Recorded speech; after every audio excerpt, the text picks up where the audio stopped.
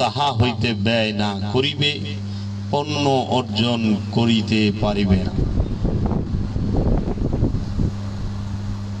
তোমরা যাহা ভালোবাসো যেই পর্যন্ত তাহা হইতে ব্যয় না করিতে পারিবে পণ্য অর্জন করতে পারিবে না। সওয়াব। এটা সূরা আল ইমরানের 92 নম্বর আয়াত। তাই বাংলাদেশের একজন প্রখ্যাত শিল্পী, তিনি মাতাল রাজ্জাক দেওয়ান, তিনি তার একটি কালামে বলছিলেন, আছে কোরআনের বচন দাও প্রাণ প্রিয় ধন। এই সেই আয়াতটা কোরআনে আছে যে তোমার প্রাণ প্রিয় বস্তুটি যেটি তুমি সবচেয়ে বেশি ভালোবাসো সেইটিকে কুরবানি করো। এখন কোরআনে আরেকটি আয়াত আছে যে আল্লাহ বলতেছেন, আল্লাহর দরবারে রক্ত মাংস, পশুর রক্ত এবং মাংস কোনো কিছুই পৌঁছায় না, শুধু পৌঁছায় তোমার মনের তাকওয়া। তাহলে মনের তাকওয়া, তাহলে কুরবানিটা কার? মনের। কুরবানিটা কিন্তু বাহিরে না, কারণ আল্লাহর দরবারে গ্রহণযোগ্য হয় পৌঁছাইল মনের তাকওয়া।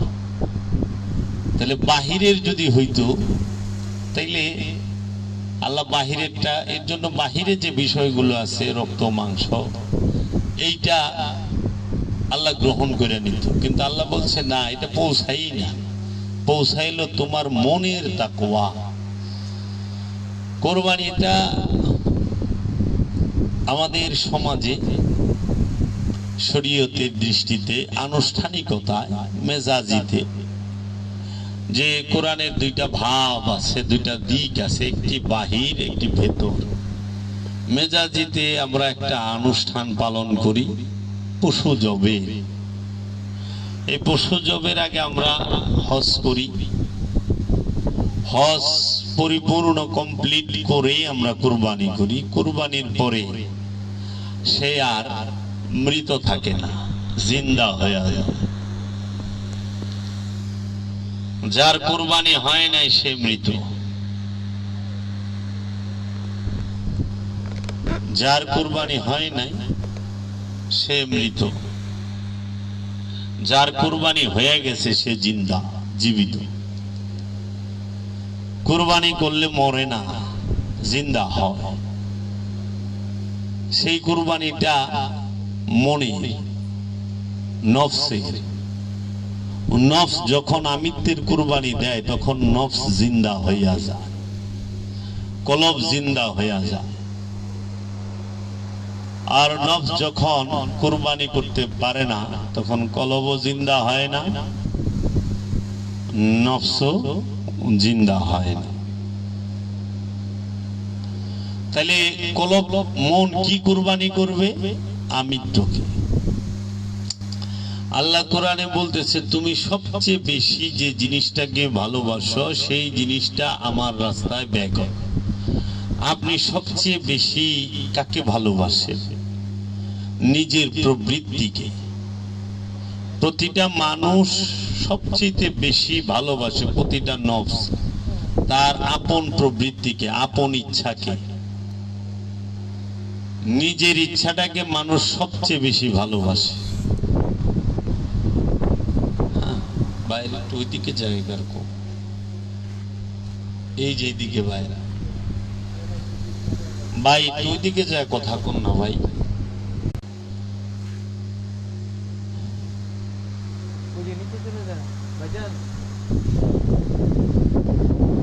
হ্যাঁ, কি জানি কইতেছিলাম না, শেষ হলো।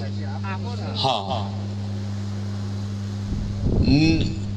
মানুষের সবচেয়ে পছন্দের জিনিসটা হইল তার আপন প্রবৃত্তি, আপন ইচ্ছাটা। মানুষ তার ইচ্ছার বিরুদ্ধে গেলেই সে প্রথমে মুখ দিয়া কিছু বলে, যদি মুখে যথেষ্ট মনে না করে হাত তুলেও যদি যথেষ্ট মনে না করে তখন খুন করে। এর জন্য মুখ দিয়া ফতোয়া দেয় কাফের, মুরতাদ, মুশরিক, বেঈমান, হারামি, অমুক তমুক, তাই না? তারপরে দেখা যায় না যথেষ্ট হয় নাই, একটু দেওয়ান দরকার, 2-3টা বক্সিং মেরে দিল, 2-3টা লাত্তি মেরে দিল, 2-3টা বাড়ি মেরে দিল। এরপরও যখন দেখা যায় না বক্সিং লাত্তি বাড়িতে কিছু হয় নাই, চাকুটাই পেটে ঢুকাই দিল, দাউদে একটা কূপ দিয়ে দিল, কল্লা কেটে ফেলায়। প্রবৃত্তি এমন একটা জিনিস। তো কোরবানি কারে করবেন? পশুরে, অবশ্যই। সেই পশুটা কোন পশু? প্রবৃত্তি নামক পশু। এই প্রবৃত্তি কি? এই প্রবৃত্তির পশু কি বন জঙ্গলে থাকে? না, এই প্রবৃত্তির পশুটা থাকে আমার নফসের মধ্যে, নফসের সাথে মিশে থাকে, মনের মধ্যে থাকে, কলবের মধ্যে থাকে। তাহলে প্রবৃত্তি নামক পশুটাকে কিভাবে জব করবেন? ছুরি দিয়া প্রবৃত্তি জব করা যায়? ধারালো অস্ত্র দ্বারা কুরবানি করা যায় কখনো? ধারালো অস্ত্র দ্বারা পশুর গলা কাটা যায়, মানুষের গলা কাটা যায়, আওলাদের গলা কাটা যায়, নবী রাসূলদের গলাও কাটছে। তাহলে মনের পশুকে জবাই করতে হইলে কখনোই আপনি ধারালো অস্ত্র দিয়ে পারবেন না। লোহার খণ্ড দিয়ে তৈরি ধারালো অস্ত্রটি দিয়ে আপনি কোরবানি করতে পারবেন না। কোরবানি বিষয়টা প্রবৃত্তির সাথে যুক্ত। নফসের আপন প্রবৃত্তিকে কোরবানি করতে হইলে যে অস্ত্রটির প্রয়োজন হয় সেই অস্ত্রটির নাম হচ্ছে মুরাকাবা মুশাহেদা।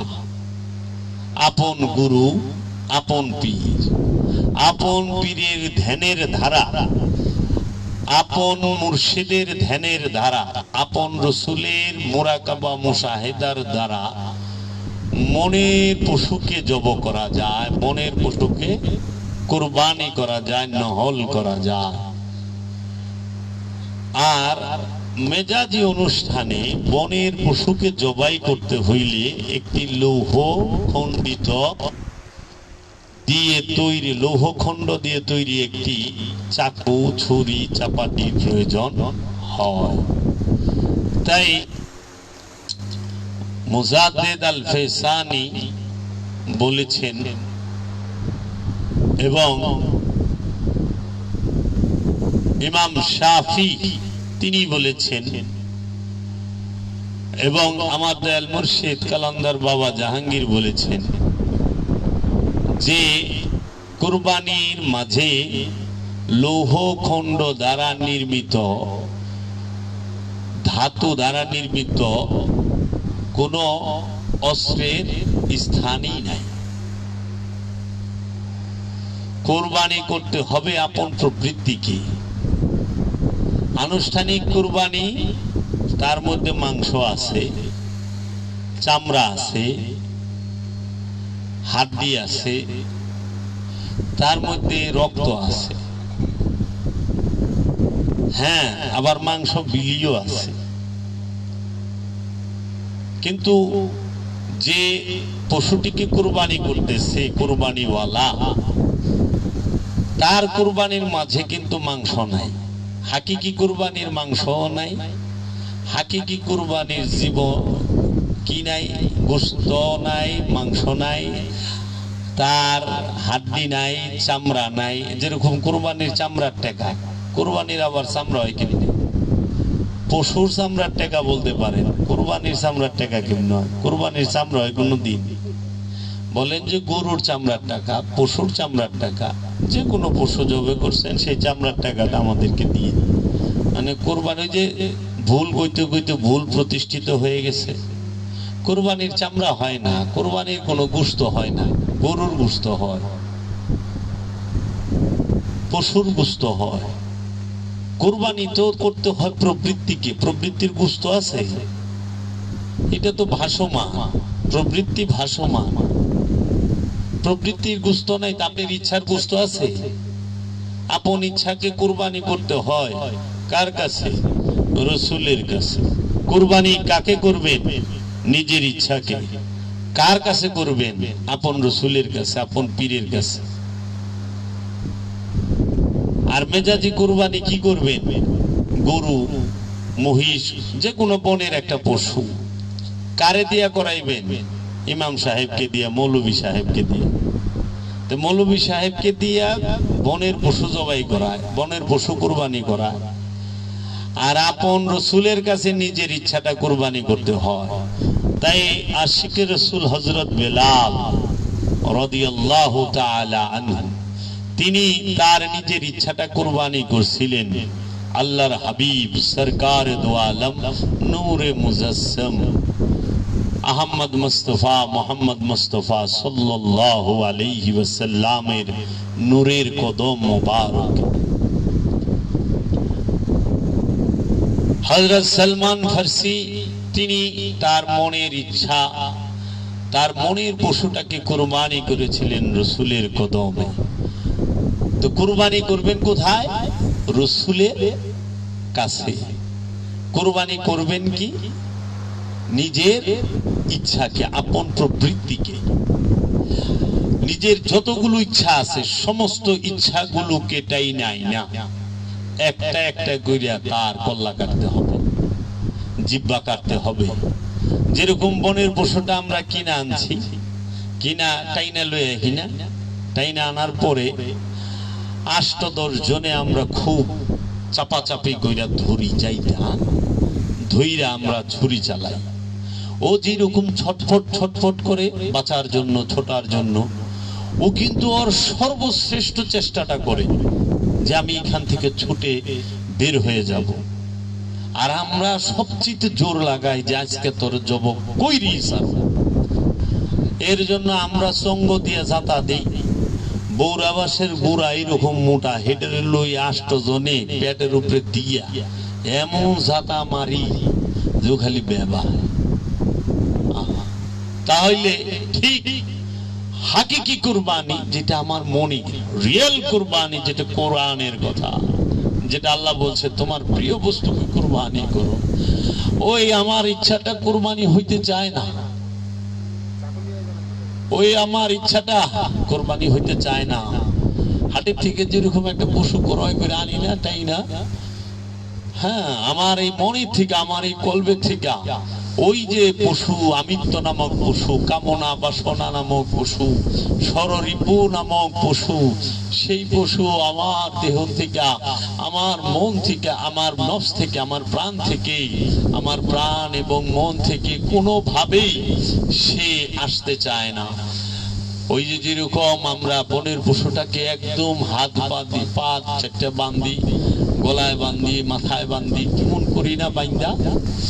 এই বান্দা যে আমরা করি, খুব জোর লাগাই, ঠিক নিজের ইচ্ছাটাকে এরকম জোর লাগাই দিতে হইব যে কুরবানি, ইচ্ছা কুরবানি হইতে চায় না ওই পশুটার মতো। পশু যেরকম কুরবানি হইতে চায় না, হাত পা ছাটাছাটি করে, জোরাজুরি করে, সে উঠা যাইতে চায়, দৌড়ায় পলাইতে চায়, কিন্তু আমরা ছাড়ি না। ঠিক আমার ইচ্ছাটাও কুরবানি হইতে চায় না, সে বেঁচে থাকতে চায়, সে আরো মোটা তাজা হইবার চায়, সে আরো অনেক কিছু ভোগ করতে চায়। তখন কি করে?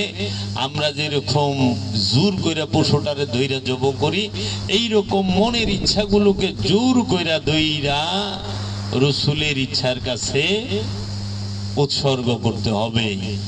এই জন্য উৎসর্গ মন করতে চায় না, ভোগ করতে চায়। মনের ধর্মই ভোগ করা, দেহের ধর্মই ভোগ করা। সে উৎসর্গ করতে চায় না। ফ্যানটা বন্ধ করে দিন। সে উৎসর্গ হইতে চায় না বাবা। সে কি করে? সে ভোগ করতে চায়। ঠিক পশুরে যে আমরা কুরবানি করলাম, আচ্ছা পশু যদি আমরা কুরবানি করি, কুরবানি করলে সবকিছু হারায় কে? যে কুরবানি করছে সে, তাই না? এখন তুমি যে কুরবানি করছো, তুমি কি হারাইছো বলো তো বাবা? পশু তার জীবন হারাইলো প্রথম, তারপরে সে তার আরামায় সবই তো হারাইছে, তারপরে জীবন হারাইলো, রক্ত হারাইলো, মাংস হারাইলো, হাড্ডি হারাইলো, চামড়া হারাইলো, সবই তো পশু হারাইলো। কিন্তু কুরবানি হইলো তোমার, এটা কেমনে হইলো বাবা কৌত? পশু হারাইলো সব, কিন্তু কুরবানি হইলো তোমার। তুমি কি হারাইছো? তুমি কি তোমার জীবন হারাইছো? তুমি কি তোমার সুখ হারাইছো? তুমি কি তোমার ভুখ হারাইছো? তুমি কি তোমার মাংস হারাইছো, হাড্ডি হারাইছো? তুমি কি তোমার গোশত হারাইছো? না, তুমি তোমার জীবনও হারাও নাই, মাংস হারাও নাই, রক্ত হারাও নাই, হাড্ডি গোশত কিছুই হারাও নাই, কিন্তু কুরবানি হইল তোমার। এটা করলাম অনুষ্ঠান। অনুষ্ঠান অনেক সময় সামাজিক অনেক ফায়দা আছে, যেরকম বিশাল বড় একটা অর্থনীতির চাকা ঘুরে, গরিব মানুষ 2 টুকরা মাংস পায়, একটু মাংস খাইতে পারে, এটার উপকারিতা আছে। এবং এটা দিয়ে সমাজে অনেক মানুষ সেবাও করতেছে। কিন্তু সমাজের সকল স্তরের মানুষের কাছে করজোড়ে নিবেদন, কেউ যেন এইটা মনে না করে যে পশু কুরবানিটাই হচ্ছে মূল কুরবানি। না, পশু কুরবানিটা হচ্ছে অনুষ্ঠান। অনুষ্ঠান প্রয়োজন আছে মূলকে পরিচয় করাবার জন্য, কিন্তু কেউ যেন অনুষ্ঠানকে মূল না মনে করে। তাই আমার বাবা জাহাঙ্গীর বলেছেন, আমার মুর্শিদ কেবলায় আলম বলেছেন, বাবা রে, অনুষ্ঠানের ভিড়ে সত্য হারায়া যায়, অনুষ্ঠান সত্যকে ঢাইকা ফেলায়, অনুষ্ঠান বেশি হয়ে গেলে মূলটা হারায় যায়। আমরা অনুষ্ঠানের উপরে এমন জোর দিছি, আমরা যে প্রবৃত্তি কুরবানি করতে হয় এটা ভুলেই গেছি। আমরা মনে করি গরু জব করলে কুরবানি হইলো, উট জব করলে কুরবানি হইলো, দুম্বা জব করলে কুরবানি হইলো। ইব্রাহিম আলাইহিস সালাতু ওয়াস সালাম মিনায় কুরবানি করতে গিয়েছিলেন। কুরবানির সময় শয়তান ওয়াসওয়াসা, শয়তান বাধা দিতে আসে। আল্লাহর নবীর তো আর ওয়াসওয়াসা দিতে পারে না, এটা বলা বেয়াদবি, কিন্তু বাধাগ্রস্ত করতে আসে। মায়ার বন্ধন তো, বাধা দিতে চায়। তো দূর থেকে সেই শয়তান কোনো আজগবি শরীফের শয়তান না, সেইটা হয়তো যে কোনো মানুষ শয়তান ছিল। কারণ শয়তান যেখানে দাঁড়ায়া ইব্রাহিম নবীকে কুরবানি দেবার সময় বাধা প্রদান করেছিল, সেই স্থানটাকে জগৎবাসীকে ঘৃণা দেখানোর জন্য, ঘৃণা করার জন্য মক্কার মিনায় এখনো 3টা শয়তান বানায় রাখছে পাথর দিয়া। ওই জায়গাটা শয়তান না, আর ওই খাম্বাটাও শয়তান না। ওই জায়গাটার মধ্যে মানুষ রূপী যে কোনো একটা শয়তান অথবা জিন শয়তান, সে দাঁড়াইয়া ইব্রাহিম নবীরে বাধা দিছিল যে ছেলেরে কুরবানি করে নাকি। এটা কি মন কথা গো? তো এর জন্য এই সৃষ্টি জগতে যত মানুষ আছে ইমানদার, যারাই মেজাজি হজে যায়, তারা যেন ওই স্থানটাকে ঘৃণা করে। এর জন্য কয়টা পাথর জানি ফেকে দিয়া হয়, যে শয়তানকে ইসলাম কি রূপ ঘৃণা দেখাইছে, যে শয়তান যেখানে দাঁড়াইছে ওই জায়গার ওইটা মারণ লাগে। বুঝো, খালি শয়তান রে না, শয়তান যেখানে খারাইছে ওই জায়গার যে 40 লক্ষ হাজি সাহেব মিনায় যাইয়া এমন ঢিলাঢিলি করে, বড় শয়তান মোটা একটা খাম্বা খাড়ায় রয়েছে, মেজু শয়তান মোটা একটা খাম্বা খাড়ায় রয়েছে, ছোট শয়তান মোটা একটা খাম্বা খাড়ায় রয়েছে, খাড়ায় খাড়ায় ঢিলা খাইতেছে। শয়তান কি এত বেকু যে সারা পৃথিবী সবাইরে নাচাইতেছে, হ্যাঁ খাড়ায় খাড়ায় এটা খাইব? আরে ওই স্থানে শয়তান দাঁড়াইছিল। এর জন্য শয়তান যে স্থানে দাঁড়ায় সেই স্থানটাকে ঘৃণা করার জন্য এটা একটা মেজাজি রূপ। অনেকে তো ঘৃণা ঠেলায় কি করে জানো? পায়ের জুতা খুলে মারে, তারপরেও যখন হয় না, এক চাচা মিয়ারে দেখলাম পাও ল্যাংরা, স্ট্যান্ড লই 8 বার লইছে, আর শয়তানের পাথর হয়ে গেছে। লাস্টে সন্তুষ্ট না হইয়া ওই স্ট্যান্ডে গুলি, মানে আসতে আসতে এখন তো পিছিয়ে দৌড়ে ফেঁকা মারে। ওইটার কইখানে শয়তান নাই, শয়তান তো মিনায় থাকে না, শয়তান থাকে মানুষের অন্তরে। শয়তান আছে ওই হাজিদের অন্তরে, মেজাজি হাজির অন্তরে শয়তান বইয়া রইছে। শয়তান রে লইয়াই শয়তান রে পাথর মারতে আছে। হাকিকি শয়তান রে লইয়া মেজাজি শয়তান রে পাথর মারে হাজি। আর যে মেজাজি হাকিকি শয়তান তারাই দিয়া পারছে, সে জীবনও মিনায় যাইব না। সে কই যাইব জানো? লা মাকামে। হাকিকি শয়তানকে যে তারাই দিতে পারে ঝাঁটায়া ইটায়া, সে চইলা যায় লা মাকামে। আর মেজাজি শয়তানকে তাড়ানোর জন্য মেজাজি হাজি যায় মিনায়। এর জন্য জাহের বাতিনের সমন্বয়ে ইসলাম। বাতিন কে অস্বীকার কইরো না, মূলকে অস্বীকার কইরো না। প্রতিটা ধর্মের মূল দর্শন আছে, ইসলামের মূল দর্শন আছে, এই আধ্যাত্মবাদের মূল দর্শন আছে, কোরআনের মূল দর্শন আছে। কোরআনের একমাত্র এই হাজার হাজার আদেশ উপদেশের একমাত্র মূল উদ্দেশ্য এবং লক্ষ্য হচ্ছে আপন নফস হইতে খান্নাস রূপী শয়তানকে মুসলমান বানানো, মুসলমান করা।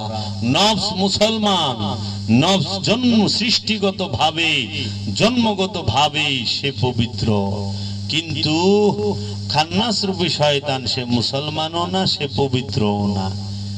এই খান্নাস রূপী শয়তানকেই মুসলমান করবে নফস। আল্লাহ ইচ্ছা কইরা শুধু জিন এবং ইনসানের নফসের সাথে খান্নাস রূপী শয়তানকে উদ্দেশ্যমূলক ভাবে পরীক্ষা করার জন্য ঢুকিয়ে দিল। আল্লাহ বললেন মিন শাররিল ওয়াসওয়াসিল খান্নাস আল্লাযী ইউওয়াসউইসু ফি সুদুরিন নাস। তুমি শয়তানের খান্নাস রূপী শয়তানের কুমন্ত্রণা হতে মুক্তি নাও, যাকে আমি তোমার মাকামে সুদূরে ঢুকায়া দিছি। আল্লাহ শয়তান রে মাকামে সুদূরে মনের মধ্যে কলবের মধ্যে রেখে দিছে। এখন শয়তান খেদাইবার হইলে কলবে ডুব দিতে হইব, কলবের মধ্যে যাইতে হইব, কলবের দিকে খেয়াল করতে হইব, না মিনায় যাওয়ান লাগবো। মানুষ মিনায় যায় শয়তান রে চাকাইবার, কিন্তু কলবে ডুব দেয় না। হাকিকি কাবায় যেতে হবে আগে। শয়তান তাড়াইতে হলে অনুষ্ঠানে যেরকম মেজাজি কাবায় যাইতে হয়, মেজাজি কাবায় যায় হজ করতে হয়, হজ করার পরে জমজম পান করতে হয়, জমজম পান করার পরে আরাফায় মিনা আরাফায় মুজদালিফায় যায় অবস্থান করতে হয়, তারপরে যায় মিনায় শয়তান খেদাইতে হয়, তারপরে যায় কুরবানি করতে হয়। কি সুন্দর জাহের আর বাতিনের মিল। তুমি যদি হাকিকি শয়তানকে কুরবানি করতে চাও, তাহলে তোমাকে যেতে হবে ওলিয়ে কামেল নামক ওই কিবলায়ে কাবার কাছে, ওলিয়ে কামেলের কাছে। হাকিকি কাবার হজ করবে, হাকিকি কাবার তওয়াফ করবে, হাকিকি কাবার কাছ থেকে তুমি মুসাল্লা গ্রহণ করবে। তাই আল্লাহ কোরআনে বলেছেন ওয়া ইজ্জাআলনা বাইতা মাসাবাতাল লিন-নাস। আমি মানুষকে, আমি ঘরটিকে মানুষের মিলন কেন্দ্র হিসেবে নির্বাচিত করেছি। আল্লাহ মানব জাতির মিলন কেন্দ্র হিসেবে ওই ঘরটিকে নির্বাচিত করেছে। সেই ঘরটি কি? আল্লাহ রাব্বুল আলামিন বলছে ওয়াত্তাখিযু মিন মাকামে ইব্রাহিমা মুসাল্লা। তুমি মাকামে ইব্রাহিম থেকে মুসাল্লা সালাতের স্থান কি গ্রহণ করো। মাকামে ইব্রাহিম, কদমে ইব্রাহিম না, সূরাতে ইব্রাহিম না। সূরা আরবিতে ছবিরে কয় সূরা, হ্যাঁ, আর সূরাত। তারপরে বলতেছে মাকাম, মাকাম আর সূরাত এক না। পাথরের মধ্যে ইব্রাহিম নবীর কদমের ছাপ, ওইটা হলো ছবি। কদমের ছবি আছে পাথরের মধ্যে, ওইটা তো মাকাম ইব্রাহিম না, মাকাম না। মাকাম শব্দের অর্থ রাজ্য। তাহলে ইব্রাহিম নবীর মাকাম কি? ইব্রাহিম নবীর মাকাম হচ্ছে ইসমাইল আলাইহিস সালাতু ওয়াস সালাম। ইব্রাহিম নবীর মাকাম হচ্ছে ইসহাক আলাইহিস সালাতু ওয়াস সালাম। ইব্রাহিম নবীর মাকাম হচ্ছে মুহাম্মদ সাল্লাল্লাহু আলাইহি ওয়াসাল্লাম। ইব্রাহিম নবীর মাকাম হচ্ছে মৌলা আলী কারামাল্লাহু ওয়াজহু আলাইহিস সালাতু ওয়াস সালাম। ইব্রাহিম নবীর মাকাম হচ্ছে মৌলা হুসাইন, মৌলা হাসান আলাইহিস সালাতু ওয়াস সালাম। সাইয়্যিদাতুন নিসা মা ফাতিমাতু জহরা আলাইহিস সালাতু ওয়াস সালাম। ইব্রাহিম নবীর মাকাম হচ্ছে হযরত ওয়াইস আল করনি আলাইহিস সালাতু ওয়াস সালাম। ইব্রাহিম নবীর মাকাম হচ্ছে হযরত সালমান ফারসি আলাইহিস সালাতু ওয়াস সালাম। ইব্রাহিম নবীর মাকাম হচ্ছে গৌসে পাক আব্দুল কাদের জিলানী আলাইহিস সালাতু ওয়াস সালাম। ইব্রাহিম নবীর মাকাম হচ্ছে সুলতানুল হিন্দ খাজা গরিবি নওয়াজ খাজা মাইনুদ্দিন চিশতি আজমেরি আলাইহিস সালাতু ওয়াস সালাম।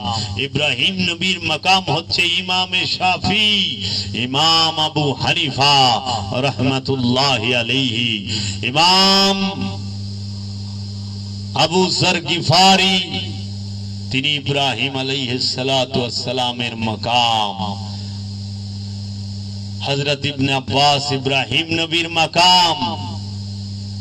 এইভাবে পৃথিবীর সকল ওলি আল্লাহগণ, কামেল ওলিগণ হচ্ছে মাকামে ইব্রাহিম। কোন পাথর মাকামে ইব্রাহিম নয়। মাকামে ইব্রাহিম হচ্ছে ইব্রাহিম নবীর নূরের বংশ যারা, তারা মহানবীর নূরের বংশ যারা, তারা যারা নূরে মুহাম্মদের মালিক, তারা যাদের মধ্যে নূরে মুহাম্মদ জাগ্রত এবং প্রকাশিত, তাহারাই হচ্ছে মাকামে ইব্রাহিম। ওয়াত্তাখিযু মিন মাকামে ইব্রাহিমা মুসাল্লাম। তুমি মাকামে ইব্রাহিম থেকে মুসাল্লা গ্রহণ করো। মুসাল্লা কেন গ্রহণ করবা? সালাতের জন্য। সালাত করতে হবে মাকামে ইব্রাহিম থেকে মুসাল্লা গ্রহণ করে।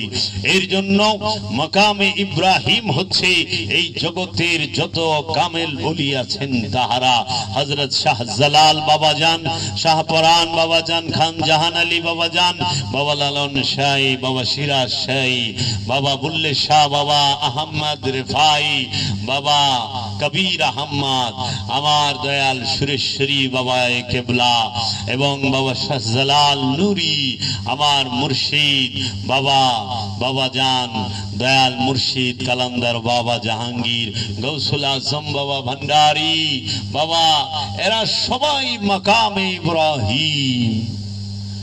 এই মাকামে ইব্রাহিমের কাছ থেকে মুসল্লান গ্রহণ করে তাহাদের কাছ থেকে সালাত শিখে, সালাতের মাধ্যমে, দাইমি সালাতের মাধ্যমে আপন নফসকে পবিত্র করতে হবে, নফসকে শুদ্ধ করতে হবে। মান আরাফা নফসাহু ফাকাদ আরাফা রাব্বাহু। যে নিজেকে চিনতে পেরেছে, কোনো সন্দেহ নাই সে রবকে চিনে ফেলেছে। এবং রব্বুল আলামিন বলতেছেন কাদ আফলাহা মান তাযাক্কা। ওই ব্যক্তি সফল যে নিজের নফসকে পবিত্র করতে পেরেছে।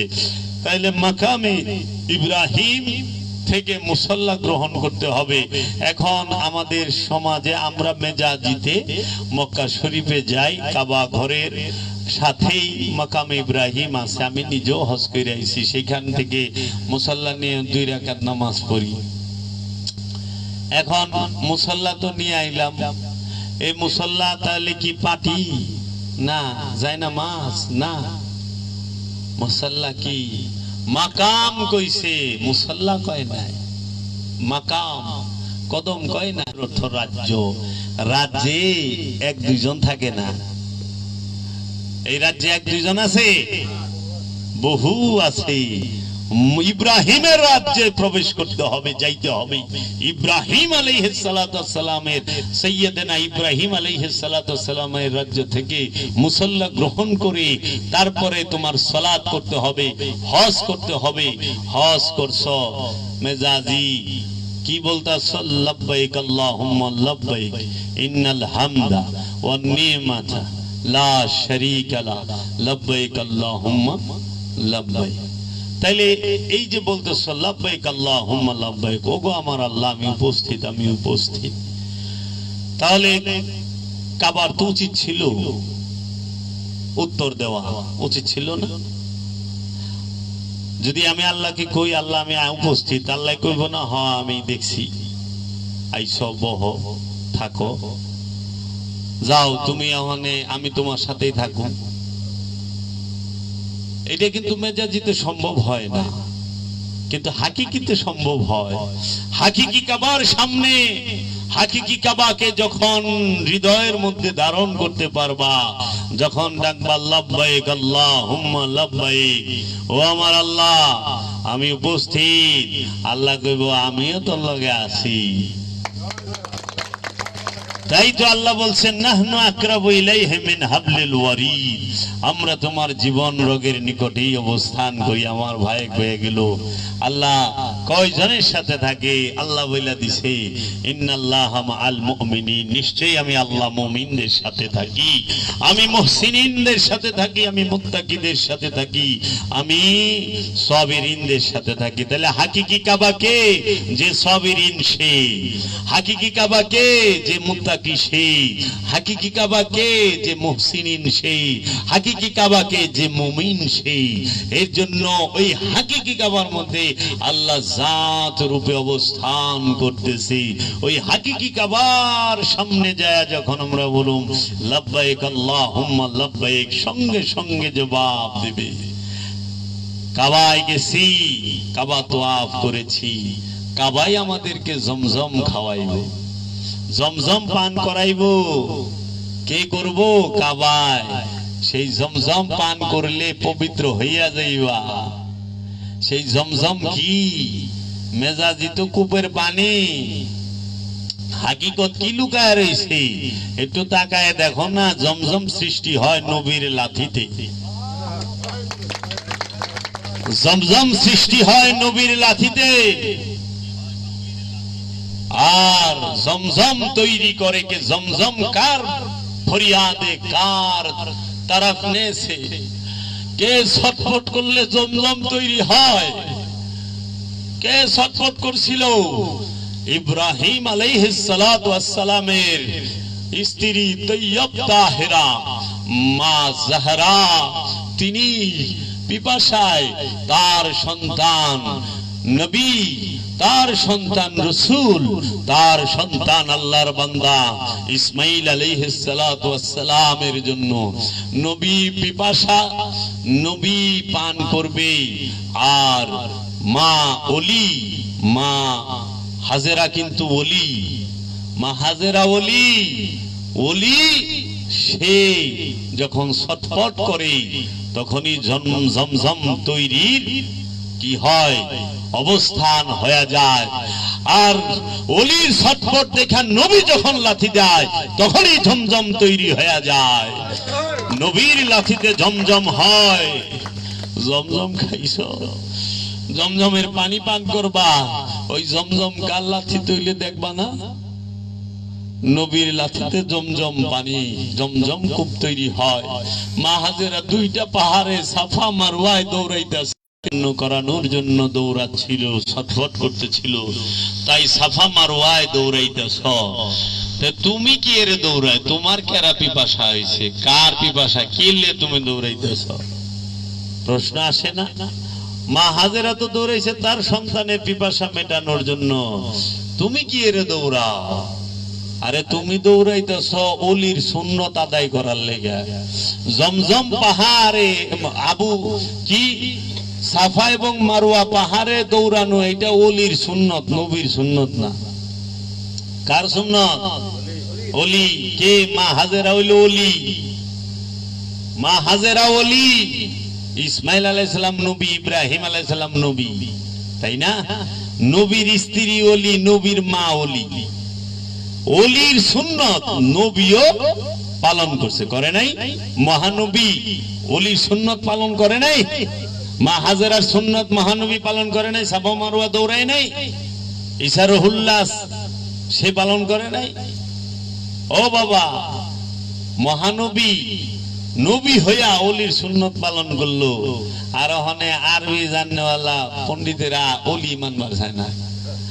আরে ওলি মানবার চায় না, কিন্তু আল্লাহ গার ধরে মানায় ছেড়ে দিছে। হ্যাঁ জানেই না, হ্যাঁ যে ছাপা মারুয়া দৌড়াইবার লইছি, এইটা ওলির সুন্নত পালন করতেছে। ওলি মানবা না, আল্লাহ মানায় ছেড়ে দিব। জমজম পান করা ওলির সুন্নত। জমজম পাহাড়ে আবু সাফা মারুয়া পাহাড় যখন দৌড়ায়, কেন দৌড়াইলো? সব জায়গায় কি দৌড়ায়? ঢালে যখন নামে স্পিডে দৌড়ায়, উপরে যখন উঠে আস্তে আস্তে। কেন? বাচ্চাকে রেখে গেছে পাহাড়ের উপরে, দেখে কোন হিংস্র প্রাণী যেন ওইখানে না আক্রমণ না করতে পারে। পানির জন্য যে পাহাড়ে গেলে নিচে দেখতে পারবো কোথায় পানি জমা আছে, কোন জায়গায়। এর জন্য দৌড়ায়া উঠছেই নিচে। ঢালে যখন নামে দৌড়ায়, নামে উঠতে সময় আস্তে আস্তে উঠে দেখে যে পানি নাই। ফিরত আয়া দেখে কি, হায় হায়, পায়ের সামনে পানির ফোয়ারা উঠতেছে। পানি কুদরতি ভাবে উঠতেই আসে, রহমতের পানি। তখন মা হাজেরা ওইখান থেকে দাঁড়িয়ে পানি পান করলেন এবং তার সন্তান ইসমাইল আলাইহিস সালামকে পানি পান করাইলেন। ইসমাইল নবীর পায়ের লাথিতে জমজম কূপ তৈরি হইল। অহনে মানুষ জমজম কূপের চুমা দেয়, আল্লাহর নবীর কদম রে চুমা দেওয়া শিরক কয়। যার পায়ের লাথিতে জমজম কূপ হয়, সেই কূপের পানি রে চুমা দেয়, সেই কূপের যায় চুমা দেয়, কিন্তু নবীর পায়ে চুমা দেওয়া শিরক কয়, সিজদা দেওয়া। হ্যাঁ, নবী কাবা ঘর তৈরি করছে বাবা আদম, তাই না? ইব্রাহিম নবী সংস্কার করছে। ইব্রাহিম নবীর তৈরি করা কাবা ঘরকে, আদম নবীর তৈরি কাবা ঘরকে মানুষ চুম্বন করে। কোন মৌলবী কইল না সেরে, কাবা তো আর আল্লাহ না, তাই না? আল্লাহর ঘর। তা আল্লাহকে সেজদা করবেন, আল্লাহর ঘরে রে সেজদা করেন কে? কাবা আল্লাহ, কাবা আল্লাহর ঘর। তো সবাই তো ঘরের এই সেজদা করতেছে সামনে রেখে। আল্লাহকে সেজদা করতে গেলে আল্লাহর ঘরেরও সেজদা করার লাগবে। এর জন্য ওলি আল্লাহ না, কিন্তু আল্লাহ থেকে আলাদাও না। এর লেগে আল্লাহরে সেজদা করবার গেলে ওলিরও সেজদা দেওয়া লাগবে। সোজা হিসাব। অনুষ্ঠানে যেরকম আল্লাহকে সেজদা করতে গিয়ে কাবা ঘরকে সেজদা করতে হয়, সেটা বাবা আদম তৈরি করছে, ইব্রাহিম নবী সংস্কার করছে, রসুল দোয়া করছে। বাবা আদমের তৈরি, ইব্রাহিম নবীর সংস্কার, হজের ডাক দিছে ইব্রাহিম নবী। কোরআন খুলেন, কইতাছে যে তুমি হজের জন্য ডাক দাও, তারা যেন তোমার কাছে আসে হজ করার জন্য। কয় নাই সারা যেন কাবায় আসে হজ করার জন্য, কোরআনে নাই। বলছে তারা যেন ইব্রাহিম নবীর কাছে আসে হজের জন্য, ওইটারে ডাকে। ইব্রাহিম নবী ছাড়া হজ কে শিখাইব? কাবায় শিখায়? খালি গ্লাস পিপাসা মিটাইব? কাবায় কেউ হজ শিখায় না। তোয়াফ করা কে শিখায়? কাবায় না ইব্রাহিমে? তোয়াফ করা শিখায় ইব্রাহিমে, ডাকা শিখায় ইব্রাহিমে, কাবায় শিখায় না। তাহলে হাকিকি কাবা কে? ইব্রাহিম খলিলুল্লাহ। ইব্রাহিম খলিলুল্লাহ মেজাজি একটা ঘর বানাইলেন, প্রতীকী ঘর চেনার জন্য, যে ঘরটাকে সম্মান করবা। ইব্রাহিম নবীর বানানো ঘর রসুলের দোয়া করার বদলতে কিবলায় হইল, কাবা হইল। মানুষ কাবাকে চুম্বন করলে শিরক কয় না, কিন্তু আল্লাহর ওলির পায়ে চুম্বন করলে শিরক কয়, মাজারে চুম্বন করলে শিরক কয়। মাথায় ধরে না। শিক্ষিত সমাজ এক সময় ধরবে তাদের। আমাদেরকে কি শিখান? ইব্রাহিম ইসমাইল নবীর পায়ের লাথিতে জমজম কূপ হইল। যখন পানি অতিরিক্ত পরিমাণ বের হচ্ছে, তখন মা হাজেরা দেখে এইভাবে পানি বের হইলে তো কাবা ঘর ডুবে যাইব। তো এই কাবা ঘর যেন না ডুবে, তার জন্য ইব্রাহিম নবী স্ত্রী ইসমাইল নবীর মা হাজেরা বললেন জম জম। জম জম শব্দটা হচ্ছে হিব্রু ভাষা। জম জম শব্দের অর্থ হচ্ছে থামো থামো। মা হাজেরা বললেন থামো থামো, তখনই পানি থাইমা গেল, আর নাম হয়ে গেল জমজম কূপ। এটা হিব্রু ভাষা। তখন আমরা জমজম থামো থামো কূপের পানি খাই।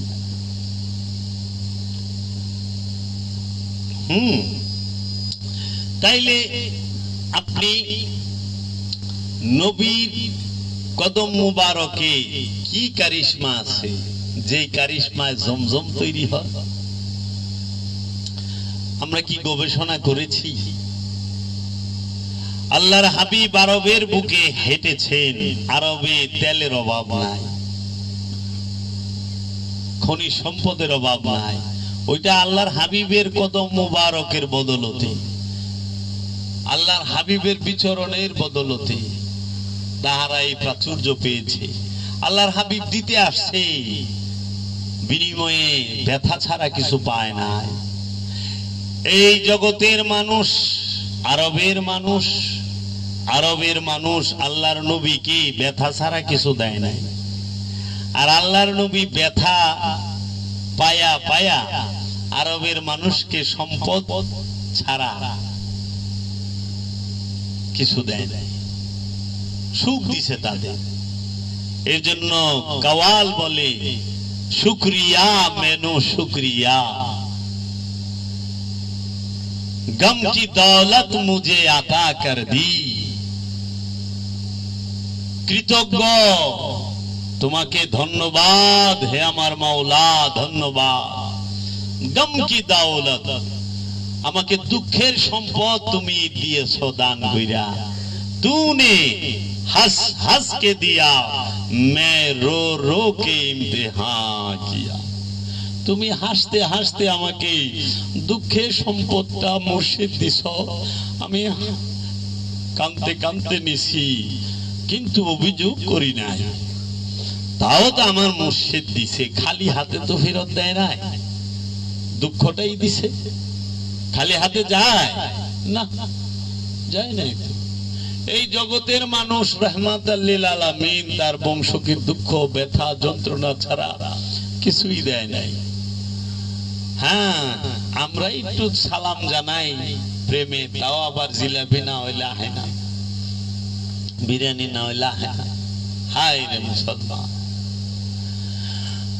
আর এক গ্রুপ আছে দিবই না, দিলেও হনে বাধা দিব।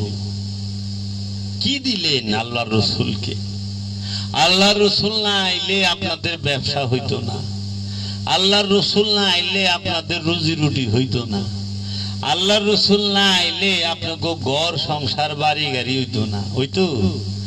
কোরআনের তাফসীর কইরা ব্যবসা করতেছেন না, হাদিসের কিতাব লেখা ব্যবসা করেন না, ওয়াজ মাহফিল করে ব্যবসা করেন না, ইমামতি করে বেতন নেন না, ওয়াজ নসিহত করে টাকা নেন না, দাওয়াত দোয়া খায়ের করে টাকা নেন না। আল্লাহর রসুল যদি না আইতো এগুলো একটা হইতো?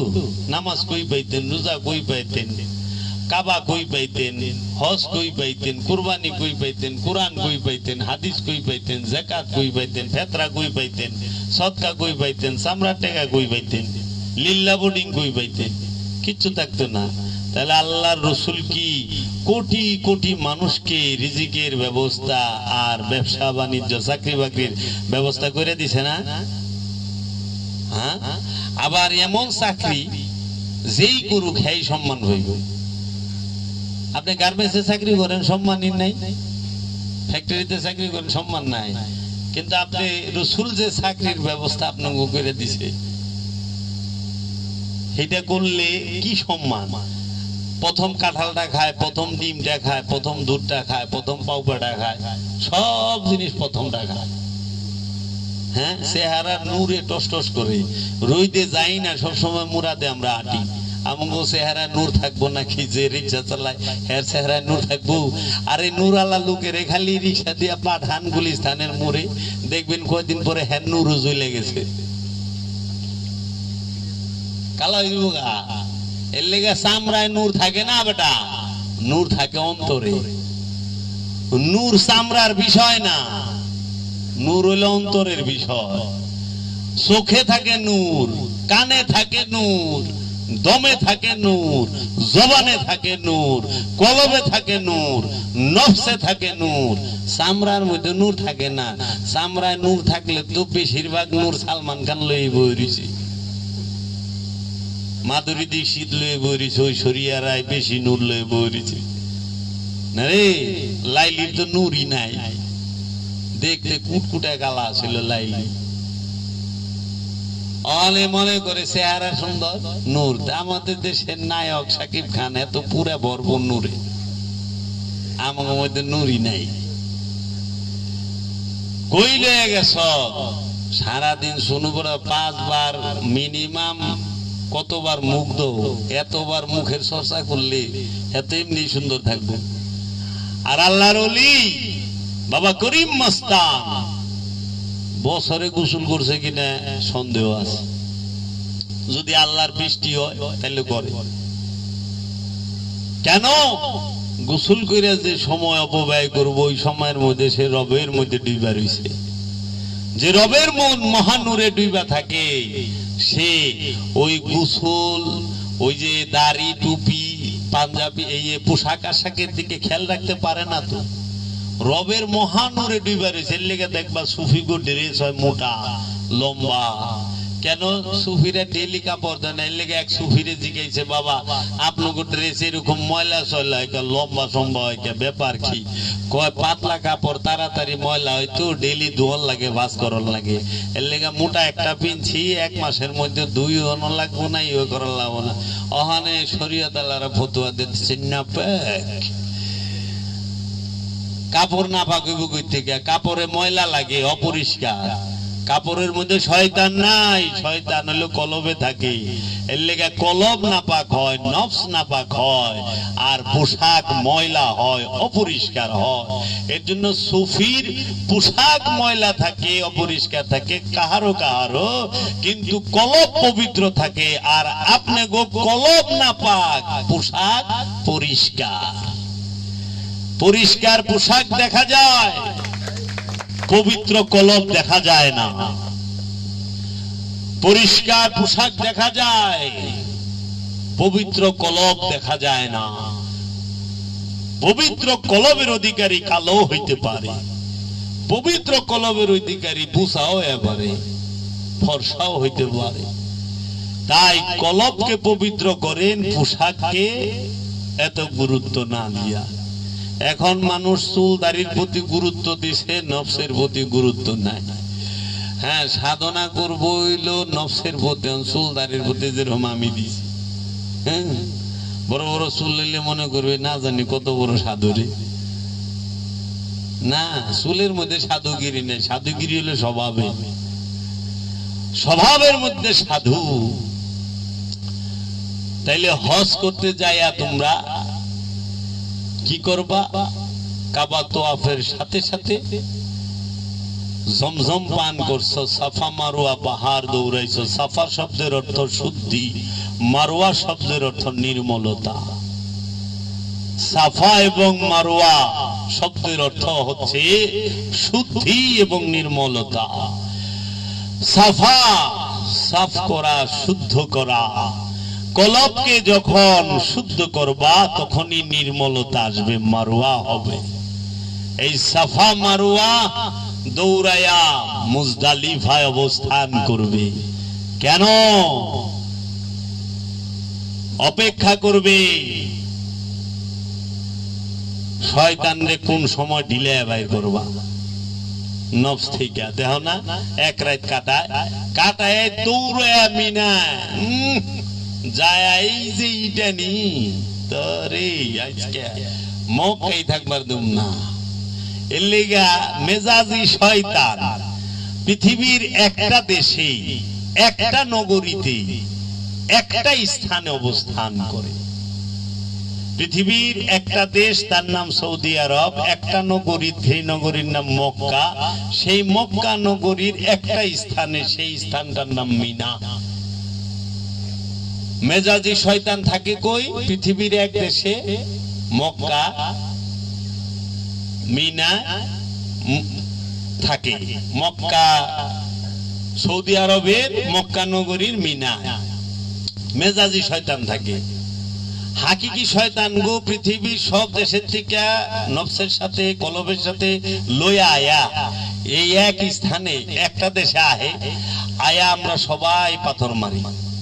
আমিও গেছিলাম হাকিকি শয়তানকে কলবের মধ্যে লইয়া একদম পৃথিবীর একটা দেশ মক্কা নগরীর, পৃথিবীর একটা দেশ সৌদি আরবের মক্কা নগরীর মিনায় যায় এইটাই থুয়েছি। আহার পরে দেখি যে আরে শয়তানিটাই থুয়েলাম, শয়তান তো খেতে এনে যায় নাই। আয়াই শয়তানি কাম করে, ওই যে পরের হক বাইরা খায়, মাসে সম্পদ দখল করে, ওজনে কম দেয়, চুরি বাটপারি করে, মিছা কথা কয়। সে হজ করে আয় আবার রাজনীতিতে ঢুকে। হজ করার পরে কেউ রাজনীতি করা পারে রে বাবা, ওইটা মেজাজি হজ। এখন অনেকের আছে যে কোনো ডাইনে বাই ডিগ্রি নাই, অনেক লাগায় আলহাজ একবার হজ কইরা, কিন্তু সে 5 ওয়াক্ত নামাজ পড়ে ডেলি, লাগাই না নামাজি আব্দুল করিম, নামাজি আব্দুল রহিম, কিন্তু জীবনে একবার হজ করে লেখে হাজি আব্দুল করিম। ব্যাপার বিষয় বুঝলাম না। প্রতি বছর একটা করে কুরবানি করে, 2টা করে কেউ, 10টা করে কেউ। হায় হায়, 10টা কুরবানি করছে। কুরবানি তো বাবা একবার জীবনে, কুরবানি কি বারবার? কুরবানি করতে হয় জীবনে একবার। সেই কুরবানি ইব্রাহিম নবী কি প্রতি বছর কুরবানি করছে তার জীবনে? ইসমাইল নবী কি প্রতি বছর করছে? না, একবার করছে। কুরবানিটার দিকে খেয়াল করে দেখেন না, ইসমাইল নবী আর ইব্রাহিম নবীর বিষয়। ইব্রাহিম নবী ঘর থেকে কি গরু দুম্বা লই আইছিল? না, তার কলিজার টুকরা ছেলেকে নিয়ে আসছিল। নবী নবীরে নিয়ে মিনায় আইছে কুরবানি করতে। নবী রসুলকে নিয়ে আসছে মিনায় কুরবানি করতে। ইসমাইল নবী রসুল, ইসমাইল নবী নবী। নবী এবং রসুলকে নিয়ে আসছে কুরবানি করতে, আল্লাহর বান্দাকে কুরবানি করতে নিয়ে আসছে। কে নিয়ে আসছে? আরেক নবী, আরেক রসুল, আরেক আল্লাহর বান্দা। ইব্রাহিম নবীকে আল্লাহ নবীও বলেছেন, রসুলও বলেছেন, আল্লাহর বান্দাও বলেছেন এবং ইমামও বলেছেন, মানব জাতির ইমাম। তাহলে পরে এই ইব্রাহিম নবী যে কুরবানিটা করতে আসলেন, তিনি নিয়ে আসছিলেন কি? তার পুত্রকে, নবীকে, রসুলকে, আল্লাহর বান্দাকে, তাই না? তাইলে বর্তমান সমাজে আইনের দৃষ্টিতে যদি এই ঘটনা ঘটে, এটা দণ্ডনীয় অপরাধ হবে না? ছেলেকে যদি কেউ জব করবার, কুরবানি করবার নেয়, তাই না? কিন্তু ওই সময় ইব্রাহিম নবী নিয়ে আসলো কেন?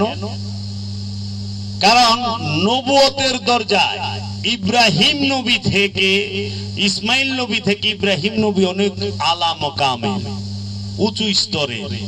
এর জন্য ইসমাইল নবী কুরবানি হচ্ছে আপন মুর্শিদ ইব্রাহিম নবীর কাছে, আপন গুরু ইব্রাহিম নবীর কাছে। ইসমাইল আলাইহিস সালাতু ওয়াস সালাম রাসূল, তিনি ওনার থেকে উঁচু মর্যাদার যে নবী ইসমাইল নবী, তার কাছে কুরবানি হচ্ছে, এই ইব্রাহিম নবীর কাছে।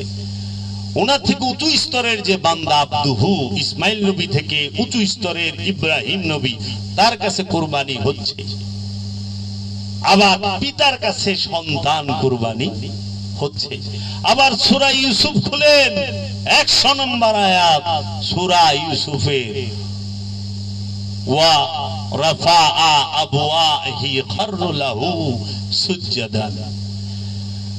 সুতরাং এবং ইউসুফ নবী তার পুত্র, ইয়াকুব নবী তার পুত্র ইউসুফ নবীকে উঁচু আসনে বসাইয়া ইয়াকুব নবী এবং তার স্ত্রী এবং তার বড় 11 ছেলে মিলা ইউসুফ নবীকে সেজদা করিল, উঁচু আসনে বসাইয়া। কেন? এইখানে দেখেন, পিতা সে নবী, পিতা সে রসুল, পিতা সে আল্লাহর বান্দাও। আবার ইউসুফ সেও নবী, সেও রসুল, সেও আল্লাহর বান্দা, কিন্তু পিতা হইয়া ছেলেকে সেজদা করতে আছে। সূরা ইউসুফের 100 নম্বর আয়াত। মা হইয়া সন্তানকে সেজদা করতেছে। বড় ভাইরা, এখানে মা ফুলা ভাইয়ের সম্পর্ক না, এখানে নবুয়তের দরজা, বেলায়েতের দরজা, রিসালাতের দরজার সম্পর্ক। ইয়াকুব নবী থেকে ইউসুফ নবী মর্যাদায় উঁচু স্তরে, নবুয়তের দিকে, আবদিয়াতের দিকে ঊর্ধ্বে, রিসালাতের দিকে ঊর্ধ্বে। এর জন্য ওই নবুয়তকে শ্রদ্ধা জানাইছে, তাজিম করছে, সম্মান করছে, তাকে অনুসরণ করছে পিতা হইয়াও।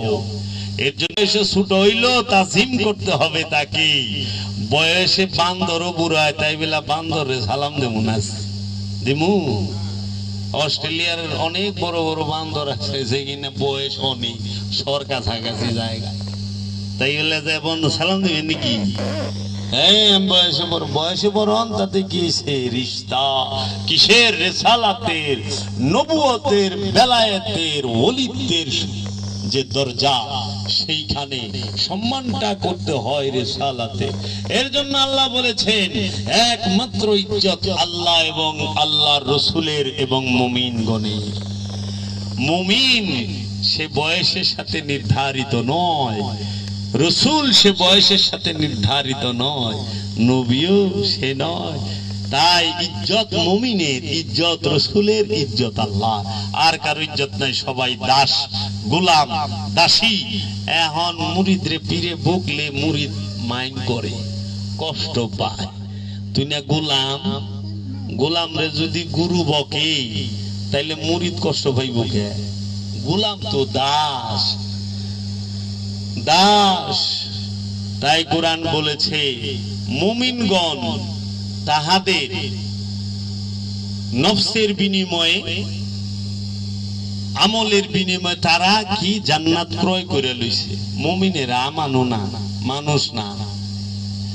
বাবারে, এই মিনায় যে কুরবানি করবি,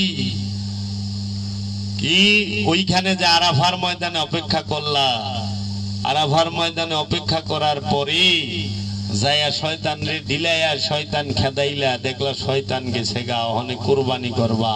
কি কুরবানি করবা? পরিপূর্ণ রূপে উৎসর্গ, আমিত্বকে। এই ফ্যানটা চালায় দাও। আমিত্বকে যখন কুরবানি করছ, বাস শিশু হয়ে গেছো, মাসুম, নিষ্পাপ। একজন হাকিকি হাজি, তিনি নিষ্পাপ, হাকিকি হাজি। কিন্তু যাই না রাখো, হাজির লগে আল্লাহ থাকে না। কি একটা মুশকিল। সারা কোরআনে এক জায়গায় আল্লাহ কয় নাই ইন্নাল্লাহা মাআল হুজ্জাজ, নিশ্চয়ই আমি আল্লাহ হাজির লগে আছি, কয় নাই। ইন্নাল্লাহা মাআল শাকিরিন, শুকরকারীর লগে আল্লাহ আছে, জিকিরকারীর লগে আল্লাহ আছে, নমাজির লগে আল্লাহ আছে, কুরবানিওয়ালার লগে আছে না। আল্লাহ নামাজির লগে থাকে না, আল্লাহ জিকিরকারীর লগে থাকে না, শুকরকারীর লগে থাকে না। আল্লাহ সে কোন এই যাকাত দেনওয়ালার লগে থাকে না, হজ করেনওয়ালার সাথে থাকে না, কুরবানিওয়ালার সাথে থাকে না। আল্লাহ থাকে এমন জিনিসের সাথে যে কিনা দেখাই যায় না। সাবিরিন, মুহসিনিন, মুত্তাকি, মুমিন। মুমিনকে কুমিনকে চিনবা না যে পর্যন্ত কর্ম না দেখবা। হ্যাঁ, মুত্তাকি, মুহসিনিন তোমার ভূগোল তলায় বয়ে থাকলে সাবিরিন টের পাইবা না। কিন্তু এন থেকে 100 হাত দূরে নামাজ পড়লে এই খেটের পাইবে যে নামাজ পড়তেছে লোকটা। এর লেগে যে বিষয়গুলো দেখানো যায়, দেখা যায়, সেই বিষয়গুলো সাথে আল্লাহ থাকে না। আর ওখানে তো কুরবানি মনে করো ঘুষের হক মারা টাকা দেওয়া হয়, কি আর করা। হক মারলে একটু বড় দেখে দেওয়া পরে 2.5 লাখ 4 লাখ। একখান খাসি হেদাম হলে 15 লাখ। আচ্ছা 15 লাখ তো কুরবানি দিয়ে কি ছাগলটা জব করলে না মূল্য মানুষের দেখলো, বাবা রে বাবা কি ছাগল জব করছে, 15 লাখ। এক ছাগলে আরেক ছাগল জব করে আলাইছে। এই 15 লাখ টাকা দিয়ে মানুষের গরিবের এইটি তো কুরবানি। উৎসর্গ কর তোর আত্মীয় স্বজনের ভিতরে, তোর পাড়া প্রতিবেশী, তোমার পাড়া প্রতিবেশী মহল্লা। দেশে গরিব নাই, এটা গরিবরে তো ঘর করে দিবে না, এটা বাস্তব হারাতে স্থান করে দিবে না, কর্মের ব্যবস্থা করে দিবে না, ওই কুরবানি করবে না, কারণ ওইটা খবরে আইব না, মাইক দিয়েও কইব না। কিন্তু এইটা হইলে এটা সংবাদ হবে, অমুক সামনে, হ্যাঁ কে এইটার গুস্ত খেলে কি স্বর্গে যাবে গা? কিন্তু বিশ্বাস রাখো, যদি কোনো মানুষের মনে হাসি ফুটাইতে পারো, এর বিনিময়ে তোমাকে আল্লাহ জান্নাত দিবে। কোন একটা মানুষ অসুস্থকে যদি একটু শান্তি দিতে পারো, তোমাকে আল্লাহ জান্নাত দিবে। আল্লাহ আমলে সালেহা করতে বলছে। আমলে সালেহা কি? সৃষ্টির সেবা। আমলে সালেহা কি? গুরু সেবা। আমলে সালেহা কি? মুরাকাবা মুশাহেদা। এটি আমলে সালেহা। তো কাজেই বাবারা, আমার দেশের বিখ্যাত কবি, আমি বলি সুফি কবি, বাংলাদেশে তাকে পরিচিত বিদ্রোহী কবি কাজী নজরুল ইসলাম বলেছেন, মনের পশুকে করো জবাই, পশুরা বাঁচে বাঁচে সবাই। তুমি মনের পশুটাকে, আমিত্ব নামক পশুকে জবাই করে তুমি যাহা করবা, ওইটাই আল্লাহর দরবারে গ্রহণযোগ্য। তোমার হাতে যদি একটা পশু জবেও হয়, সেও ধন্য, কারণ একটা মানুষের হাতে তো জব হইল। অনেক পশুটা যখন ছায়া দেয়, পশু তো তৌহিদে বাস করে, তাহলে তৌহিদে বাস করে যে প্রাণী, হ্যাঁ ছায়া দেখতেছে, শয়তানে আমারে খায়া লাইতেছে। শয়তান যুক্ত লোক তৌহিদ রাজ্যে যারা নাই তারা খাইতেছে, তখন তো তার আফসোস। তাই ইমাম শাফি তার কিতাবে লিখেছেন যে অধিকাংশ সাহাবায়ে কেরাম, এটা বাবা জাহাঙ্গীরের সুফিবাদ আত্মপরিচয়ের একমাত্র পথ এই কিতাবে পাইবা। বাবা লিখছে, ইমাম শাফি তার হাকিমুল উম্মত কিতাবের মধ্যে লিখেছেন, ও 86 পৃষ্ঠা না 79 পৃষ্ঠায় বাবার ইয়ের মধ্যে দেওয়া আছে যে অধিকাংশ জলিলুল কদর সাহাবায়ে কেরাম তাহারা পশু কুরবানিতে তারা স্বাচ্ছন্দ্য বোধ করতেন না। হযরত বেলাল তিনি একটি মুরগি জবাই করতেন, তাকে জিজ্ঞেস করাতে তিনি বলেছেন পশু কুরবানির টাকাটা গরিব মুসলমানদের মধ্যে বিলিয়ে দিতে স্বাচ্ছন্দ্য বোধ করে। তাকে অনুসরণ করে হযরত আবু বকর সিদ্দিক তিনিও পশু জবাই করতেন না, হযরত সালমান ফারসি তিনিও করতেন না, ইমাম কামা তিনিও করতেন না, এইরকম অনেকেই করতেন না। তাহারা এই পশু জবের যে টাকাটা, মূল্যটা, এইটা গরিব দুঃখীদের মাঝে বিলিয়ে দিত। যার ঘরে ইনকামের রাস্তা নাই, বেকার অনেক ছেলে পেলে আছে, তাকে বিদেশ পাঠায়া দাও, তাকে একটা গাড়ি কিনা দাও কিংবা অন্য কিছু কিনা দাও, যেন কর্ম করে সে রোজ ইনকাম করতে পারে, কোরবানি হবে। তুমি তো মানবের কল্যাণের জন্য। আর এটা জব করে, এটা অনুষ্ঠান। আমি অনুষ্ঠানের বিরোধী নই বাবা, আমি আপনাদেরকে বলতেছি যে আপনারা কখনোই মনে করেন না যে পশু জবে করাটা কুরবানি, এটা অনুষ্ঠান। আসল কুরবানি হইলো আমিত্বকে উৎসর্গ করা রসুলের কাছে, এইটা হইলো কুরবানি। এই কুরবানি যেন আমরা করতে পারি, হজও যেন আমরা করতে পারি। মেজাজি হজে আল্লাহ দেখা যায় না, হাল হাকিকি হজে আল্লাহ দেখা যায়, আল্লাহ দেখতে পায়, নিজেকে চিনতে পায়। তাই হাজির আফসোস থাকবে, আল্লাহর ঘরে যায় আল্লাহকে ডাকলাম, আল্লাহ জবাব দিল না, এটাই তার আফসোস যে আল্লাহ আমার মধ্যে কোনো ভুল আছে, যেই ভুলের কারণে আমি আমার ডাক তোমার পর্যন্ত পৌঁছাইতে পারলাম না। মাওলা গো, তোমার ঘরে আয়া তোমারে পাইলাম না। বাবারে, মেজাজি কাবা পৃথিবীর একটা দেশে একটা নগরীতে আছে, সৌদি আরবে মক্কা নগরীতে মসজিদুল হেরেম।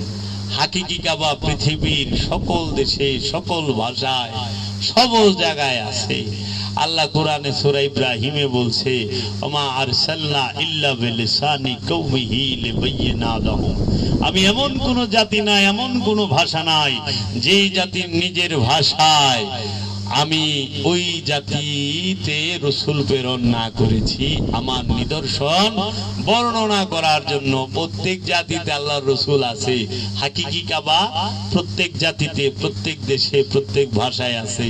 মেজাজি কাবা পৃথিবীর একটা দেশের একটা ভাষায়, একটা দেশের একটা নগরীতে আছে। ঠিক হাকিকি শয়তান পৃথিবীর সকল দেশে সকল মানুষের মধ্যে অবস্থান করতেছে। পৃথিবীর সকল দেশের সকল ভাষার সকল জাতের সকল মানুষের অন্তরে হাকিকি শয়তান বয়ে রয়েছে। হিন্দুর অন্তরে হাকিকির শয়তান আছে, বৌদ্ধের অন্তরে হাকিকি শয়তান আছে, খ্রিস্টানের অন্তরে হাকিকি শয়তান আছে, ইহুদির অন্তরে হাকিকি শয়তান আছে, মুসলমান ধর্মের মানুষের অন্তরেও হাকিকি শয়তান আছে। মুসলমানের মধ্যে শয়তান নাই, আসল হিন্দু যে তার মধ্যে শয়তান নাই, কিন্তু হিন্দু ধর্মের মানুষের মধ্যে শয়তান আছে। বৌদ্ধ ধর্মের মানুষের মধ্যে হাকিকি শয়তান আছে, ইহুদি ধর্মের মানুষের মধ্যে হাকিকি শয়তান আছে, খ্রিস্টান ধর্মের মানুষের মধ্যে হাকিকি শয়তান আছে, এবং মুসলমান ধর্মের মানুষের মধ্যে হাকিকি শয়তান আছে। মেজাজি শয়তান থাকে পৃথিবীর একটা দেশে একটা নগরীতে, সেই দেশটার নাম সৌদি আরব, মক্কা, মিনা। থাকে মেজাজি শয়তান, এনে যায় ইটা মারণ লাগে।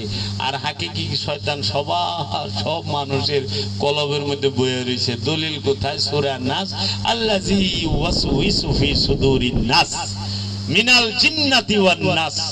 মানুষের অন্তরে শয়তানের অবস্থান। তাই আমার মুর্শিদ বাবা জাহাঙ্গীর বলেছেন, 53 বছর কোরআন রিসার্চ করে বলেছেন, ও বাবারা শুনিয়া রাখো, এই সৃষ্টি জগতের কোথাও, সারা সৃষ্টি জগতের কোথাও শয়তানকে থাকার স্থান আল্লাহ রাব্বুল আলামিন দেয় নাই, দুইটা জায়গা ছাড়া। একটি হলো মানুষের অন্তর, আরেকটি হলো জিনের অন্তর। জিন এবং মানুষের অন্তর ছাড়া শয়তান কোথাও থাকে না। গাছে শয়তান থাকে না, মাছে শয়তান থাকে না, পাহাড়ে পর্বতে নদী নালায় বাড়ি ঘরে কোথাও শয়তান থাকে না। জমিনে থাকে না শয়তান, আসমানে থাকে না শয়তান। শয়তান থাকে মানুষের অন্তরে। মানুষের অন্তরে, মুমিনের অন্তরে শয়তান থাকে না। মুমিন শয়তান মুক্ত, যে শয়তান মুক্ত সে মুমিন। মুমিনের অন্তরে শয়তান থাকে না। নবী শয়তান যুক্ত না, রাসূল শয়তান যুক্ত না, তারা সবাই খান্নাস রূপী শয়তান মুক্ত। নবী শয়তান মুক্ত, রাসূল শয়তান মুক্ত, তোমার ওলি শয়তান মুক্ত, মুমিন শয়তান মুক্ত, মুহসিনিন শয়তান মুক্ত, সাবিরিন শয়তান মুক্ত, মুত্তাকি শয়তান মুক্ত। এই যারাই শয়তান মুক্ত তাদের সাথে আল্লাহ জাত রূপে আছেন। তাই আল্লাহর নবী, আল্লাহর রাসূল, আল্লাহর ওলি, আল্লাহর সাবিরিন, আল্লাহর মুমিন, আল্লাহর মুহসিনিন, আল্লাহর মুত্তাকি বান্দাদের কথা শয়তান যুক্ত নফসের পছন্দ হয় না। তারা বলে ভণ্ড।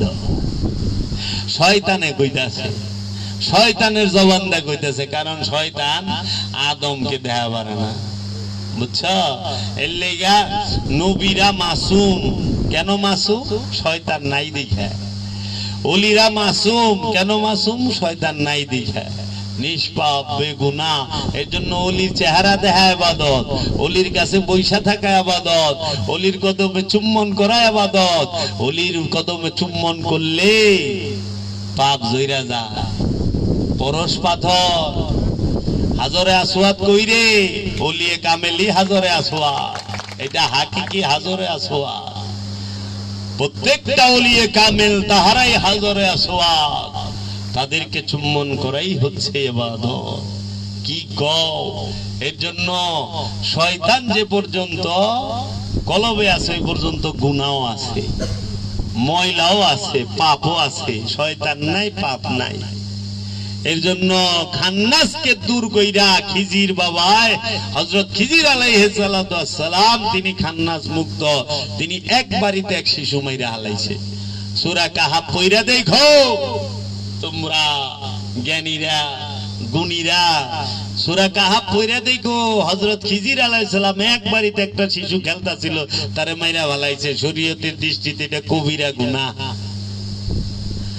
আর খিজির বাবা মারলো, কবিরা গুনাহ হইল না কে? মাওলানা সবই তো উত্তর দেন না, কই না লিল্লাহি যায় হনে। এর উত্তর আমার কাছে নাই। খিজির অমিয়া বড় মানুষ কোন করলে গুণা, খিজির বাবা যে শিশু গুণন করলো, কইলো এটা 25 বছর পরে ডাকাই দিব, 25 বছর পরের খবর খিজির বাবা কয়ে দিতেছে আজকে কিরে ডাকাই দিব। তিনি বলতেছে আমি নেক সন্তান দিব আর মা বাবারে। খিজির যে সন্তান দিব এটা কি ওলি হইব না হইব না? তো শয়তান যুক্ত নফস সরাইয়া ওলি দিল, এইটা কি সবচেয়ে বড় দান না? যেই মায়ের গর্ভে আল্লাহর ওলি আসে ওই মা কত বলন্দ, ওই মা কত ভাগ্যবান যে তাহার গর্ভে আল্লাহর ওলির আগমন হয়েছে। সেই মাটা কি তাই এই জগতের বুকে বাবা জাহাঙ্গীরের মা তিনি রত্নগর্ভা, তিনি এমন এক সন্তান জন্ম দিছে। বাবা সুফি সদরুদ্দিন আহমদ চিশতির মা সে কত বলন্দ নসিবওয়ালা যে সুফি সদরুদ্দিন আহমদ চিশতির মতো সন্তান জন্ম দিছে। সন্তান তো সবাই জন্ম দেয়, আবু জেহেলও দিছে, দেয় নাই? আবুল আহাব সন্তান জন্ম দেয় নাই? কি সেই আল্লাহ আবতার কইছে ইন্না শানিয়াকা হুয়াল আবতার। এই বাবা মুরাকাবা মুশাহেদা করলে মুর্শিদ জ্ঞান দেয়, পুঁথির বিদ্যা লাগে না, মুর্শিদ কথা কইব জবান দিয়া। তুমি বুঝবাই না রহস্যের জ্ঞান মুর্শিদ কেমনে ধাপে ধাপে তোমাকে দিচ্ছে, তুমি বুঝতেই পারবা না। মুর্শিদ কথা বলবে, ওই যে অমুক তমুক অমুকে কত কি কমু, কোন অলি কোন কি কয় মুফাসসিরে কোরআনের পিছে ঘুরে নাই, কিন্তু হাজার হাজার মুফাসসিরে কোরআন শামসে তাবরিজের পিছে ঘুরছে। নারী রুমির পিছে ঘুরে নাই। বাবা জাহাঙ্গীরের বাড়িতে মুফাসসিরে কোরআন না, ঝাড়ু দেয় আর পাতিল মাঝে, তাও আন্তর্জাতিক খ্যাতি সম্পূর্ণ খ্যাতি আছে তাকে। তো মুফাসসির দিয়ে ওলি মাপ পারায় না, ওলি যে জায়গায় ধরবো ওই জায়গায় তোমরা পৌঁছায় পারবা না। বুঝছো?